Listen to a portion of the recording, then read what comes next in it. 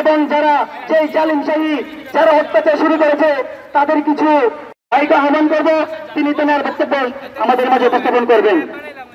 আজকে 5 আগস্টে যেদিন দেশ স্বাধীন হয়েছিল সেই থেকে আজকে পর্যন্ত সালাম রেখে এবং আমাদের যে ভাইয়েরা আহত হয়েছে আমরা দূর করে সেই স্বৈরাচারকে আমরা এই দেশ থেকে হটিয়েছি।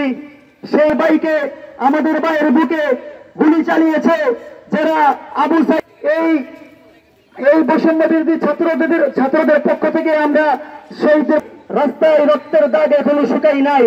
আপনারা দেখতে পাচ্ছেন আমাদের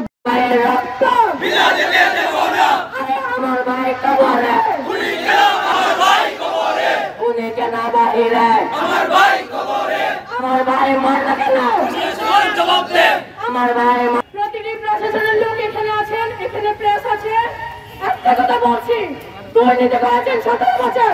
এটার প্রতি বিনম্র শ্রদ্ধা জানিয়ে সবাইকে বিচার বাংলাদেশ যে সরকারে আসুক না কেন এর বিচার করতে হবে, না করে কোনো উপায় নেই। তারা আন্দোলন করতে দেয় নাই, আমাদেরকে হুম গুণ এইসবের হুমকি টুমকি আমাদেরকে দিয়েছে, আমাদেরকে বলেছে আমরা যদি শেষ করতে পারবো না, যাদের জীবনের বিনিময়ে 17 বছরের শরীরে আন্দোলন